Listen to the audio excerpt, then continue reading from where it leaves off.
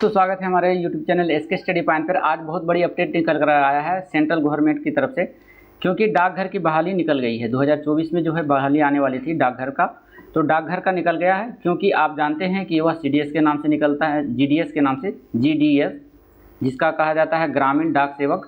तो चलिए क्या है माजरा विस्तार से जानते हैं। कितनी सीटें हैं, क्या एग्ज़ाम होगा, और कब से ऑनलाइन शुरू है, और कितनी पोस्ट है, और ये है क्या क्वालिफिकेशन है, ये सभी बातें हम चर्चा करेंगे विस्तार से। हमारे साथ अंत तक जरूर वीडियो देखिए। अच्छा लगे तो लाइक करने और सब्सक्राइब करने का प्रयास जरूर करेंगे। चलिए देख लीजिए, यहाँ पर दिया है नोटिफिकेशन आपका है 17/3/2024 GDS, डेटेड ऑफ 12/7/2024। इसमें ग्रामीण डाक सेवक का है, GDS ऑनलाइन मैनेजमेंट सिविल, जुलाई 2024। इसमें साथ साथ इसमें देख लीजिए क्या कहा जा रहा है, थोड़ा सा इसमें टाइम दे। चलिए देख लीजिए, यहाँ पर आपको बोला जा रहा है ग्रामीण डाक सेवक एप्लीकेशन आर इन्वाइटेड। यहाँ पर देख लेंगे, application are invited from the eligible candidate to be fill the vacant post of Gramin Dak सेवक। आपका पोस्ट दिया हुआ है, देखिए ग्रामीण डाक सेवक का, पोस्ट मास्टर का, BMP ब्रांच पोस्ट मास्टर, और फिर assistant branch post master ABPM, और Dak Sevak in difference office of the department of the post of detail of the vacant post is given in annexure 1। The application are to be submitted online at the flowing link. आपका ये link दिया गया है, इसी link पर आपको है जो फिलअप करना है फॉर्म को।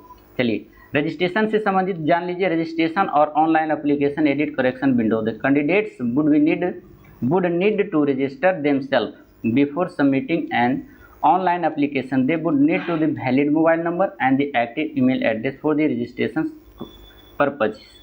आपको कहा जा रहा है कि आप अगर रजिस्ट्रेशन करेंगे इस फॉर्म भरने के लिए, तो आपका मोबाइल नंबर वैलिड होना चाहिए, एक्टिव यूजर रहना चाहिए, ईमेल एड्रेस आपको चालू होना चाहिए, ताकि कोई तरह की परेशानी ना हो। Candidate can have only one registration to be submit an online application filling up duplicate या multiple registration applications are not allowed, and filling up the duplicate multiple applications would be invite cancellation of the all applications filled by the candidate। कहता है अगर आप एक registration से दोबारा registration करते हैं या फिर मल्टीपल रजिस्ट्रेशन करते हैं, तो आपका जो सही भी भरा हुआ है तो आपका रिजेक्ट हो जाएगा, है ना। उस कैंडिडेट का एक भी फार्म वैलिड नहीं होगा। तो आप लोग ध्यान दें, कहीं भी भरना है एक ही रजिस्ट्रेशन से भरना है। The application are not required to the attach any document with the application form, however they will have to upload the recent photograph and signature in the portal. आपको पोर्टल में जाकर के सिर्फ अपलोड करना है फोटोग्राफ और अपना signature, वो भी फोटोग्राफ होना चाहिए, नवीनतम रिसेंट जो खींचा हुआ है जो होना चाहिए। फिर कहा जा रहा है the detail instructions for registration and filling up the online application form are given in the annexure 2. The candidates are advised to carefully fill their registration and application form and review the same before final submission। कहता है अगर आप registration कर रहे हैं तो सावधानी पूर्वक से रजिस्ट्रेशन नंबर को जांच ले, एप्लीकेशन फॉर्म को जांच ले, एक बार रिव्यू करके उसके बाद सबमिशन करें। Still there is a mistake, ताकि कोई मिस्टेक ना हो। कहता है the candidate need note to register as there would be an opportunity to edit correct the registration application from after the stipulate closing date. Closing date के बाद जो है आपका एडिट करने का ऑप्शन देगा, वो कितना डेट तक देगा ये भी बताएंगे हम आपको। देख लीजिए यहाँ पर edit correction window are the 3 days will be the provide. आपको 3 दिनों तक है जो प्रोवाइड किया जाएगा लिंक को, उस 3 दिन में आपको फिलअप कर लेना है। जो भी आप इनकरेक्ट किए हैं उसको करेक्ट कर लेना है। The civil of the registration and edit the correction window as the under, उसके अंदर मतलब 3 दिनों के अंदर आपको सभी कुछ ठीक कर लेना है। आप देखिए इसमें प्रोसेस कितना है। अब कब से होगा इसका ऑनलाइन एप्लीकेशन। ऑफलाइन एप्लीकेशन जो होगा, रजिस्ट्रेशन स्टार्ट है online registration and submission online application 15/7/2024 और 5/8/2024 यानी आज ही के दिन से स्टार्ट है, 15 तारीख से। एडिट का ऑप्शन दिया गया है, एडिट करेक्शन विंडो जो खुला रहेगा 6/8/2024 से लेकर 8/8/2024 तक। इसमें कहा जा रहा है कि service candidate and brief job profile and the residence accommodation. The candidates must clearly understand that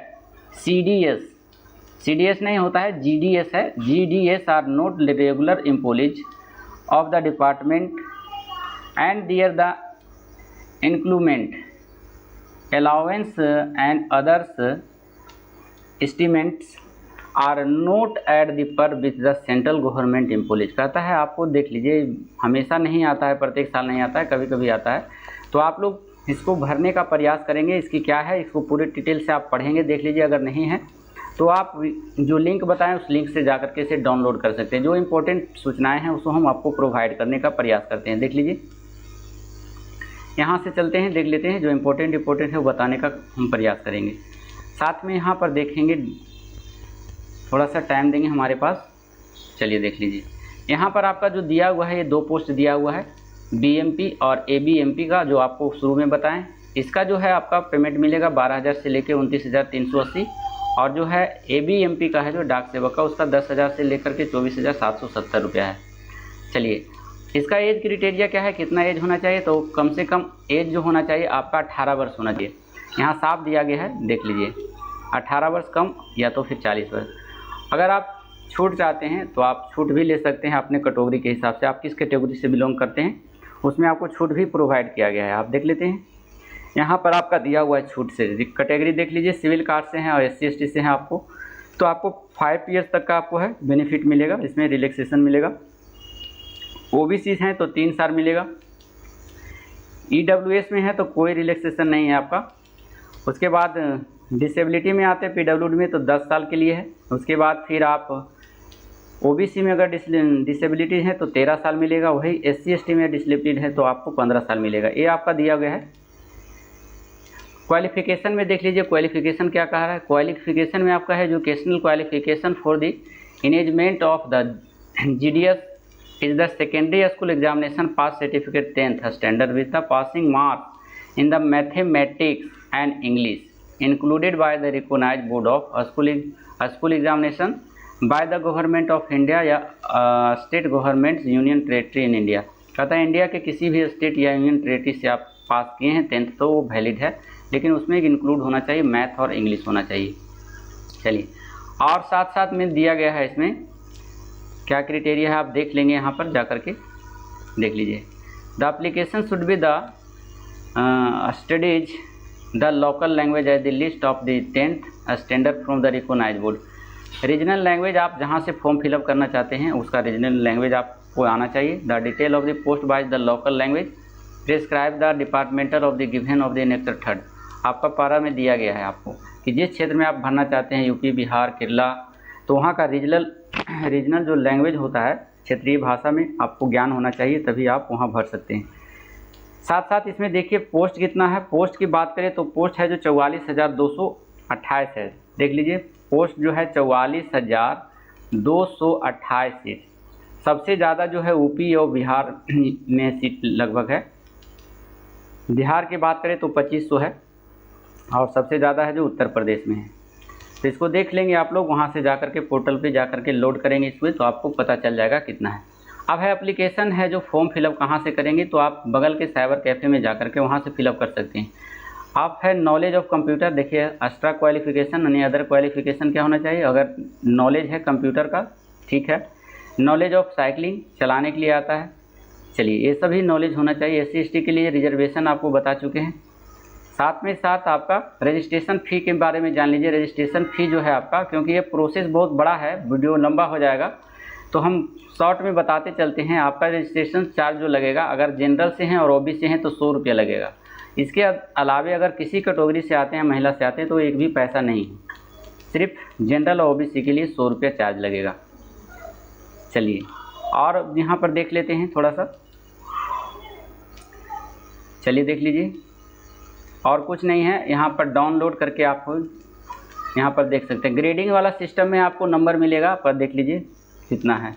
A grade में है तो A ग्रेड पॉइंट में 10 नंबर है, और मल्टीपल फैक्टर में जो है 9.5, ये सभी देख लेंगे।